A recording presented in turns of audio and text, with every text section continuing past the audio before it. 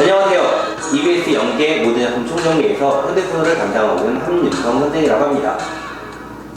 오늘 우리가 보게 될 현대소설 작품은 바로 이기영의 고향이라는 작품인데, 이 고향이라는 소재는 굉장히 많은 작가들에 의해서 문학 작품으로 형상화된 그런 내용이죠. 근데 이 이기영의 고향은 어떤 다른 고향과 달리 어떤 고향을 그리고 있는지 중심으로 좀 살펴보도록 할게요. 먼저 주제를 보겠습니다. 일제식민지 자본주의화로 인한 농촌의 궁핍과 그리고 이를 극복해 나가는 농민의식의 성장이다 라고 이야기했어요. 단순한 농촌의 궁핍만을 가지고 현실을 드러낸다기보다는 그 현실을 극복해 나가는 농민의식이 그만큼 성장해 가고 있는 그런 내용을 그리고 있는 게 다른 작품과는 차이가 있는 점이겠네요.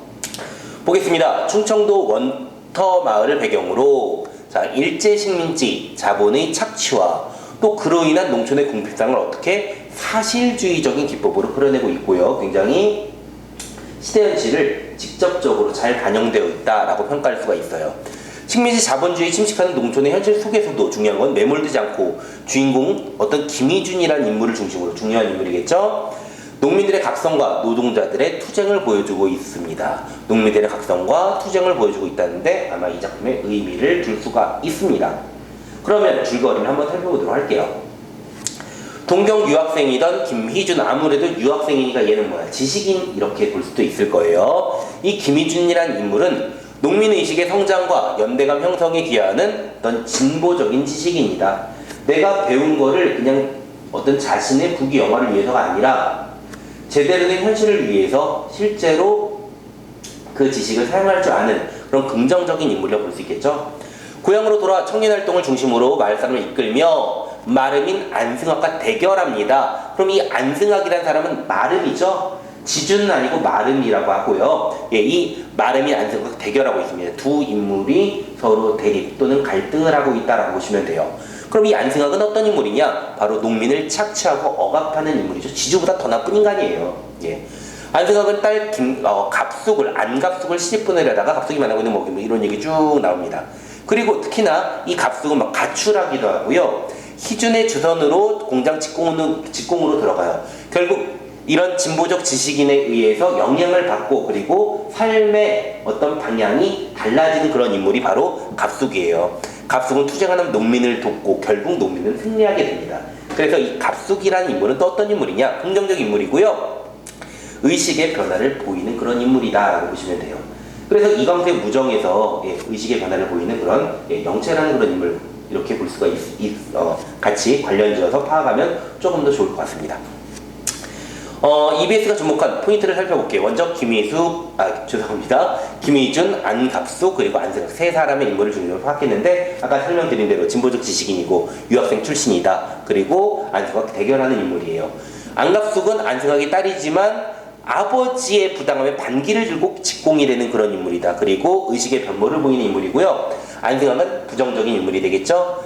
민판사의 마름으로 농지의 실질적인 관리자고 농민을 억압하는 그런 인물이다라고 보시면 돼요. 갈등 구조, 지배계층 안승학 사음이라 되는데 이 사음은 바로 마름을 뜻하는 말이고요.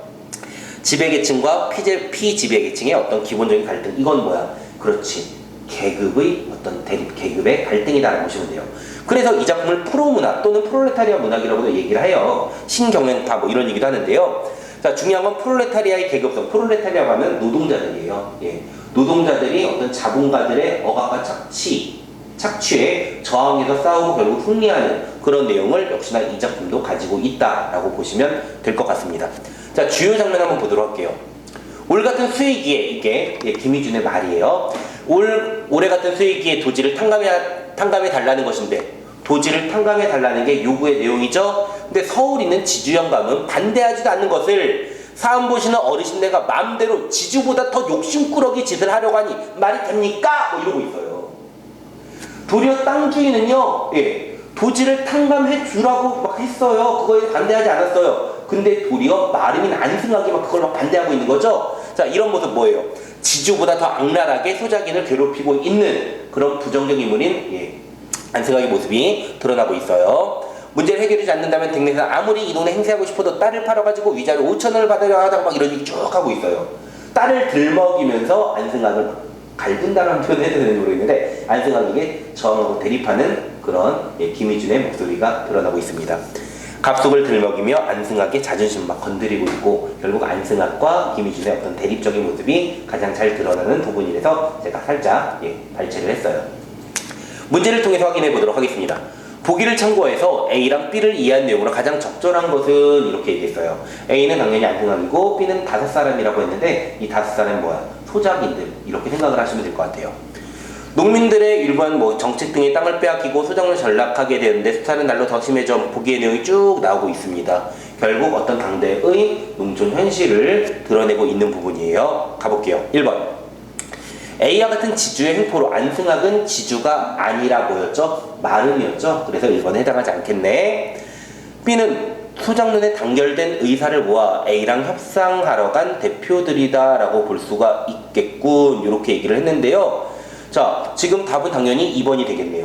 맞지? 마을 사람들이 소작농들의 어떤 대표니까요. 3번 B는 가지고 있는 토지를 빼앗겨 소작농, 지금 여기서 소작농으로 전락했는지는 본문 속에서 우리가 확인할 수 없는 내용이고요.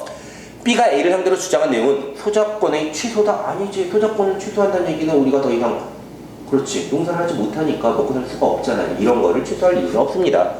5번 소작쟁이가 증가하는 이유는 A랑 B 사이에 노동쟁이 참여자들이 개입되었다 이런 얘기 있어요 없어요? 없잖아요. 그렇지? 답은 2번이다 라고 볼 수 있어요. 두 번째 문제 보도록 할게요.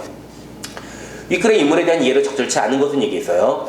지주영감은 도지를 탕감하는 걸 반대하지 않고 그렇죠. 우리 조금 전에 살펴봤잖아. 서울에 있는 지주영감은 반대하지 않는데 왜 당신이 반대합니까? 2번 볼게요. 희주는 갑속을 빌미로 안승학에게 협박을 가했어요. 그렇죠. 세 번째, 갑속은 집에서 자라나 공장의 여직공으로 일하고 있다. 그렇지. 인물 앞부분에 제가 살짝 말씀드렸습니다. 안승학은 자신을 방문한 사람들에게 위협을 느낀다. 이것도 가능. 긴장하는 부분이 거기서 드러나니까. 마지막 5번. 경우는 중으로. 경우가 중이란 내용도 사실 없고요. 동네 사람들에게 조롱거리가 되고 있다. 경우가 중이기 때문에 동네 사람에게 조롱되지 않죠. 답은 5번입니다. 아무래도 이 고양이라는 작품은요. 신경향파 또는 프롤레타리아, 프로문학이라고 평가하는 그런 나름대로 문학적인 의의를 갖고 있는 작품이기 때문에 여러분들이 한 번 정도는 살펴볼 만한 그런 작품이라 생각이 됩니다. 오늘은 여기까지 하도록 하겠습니다.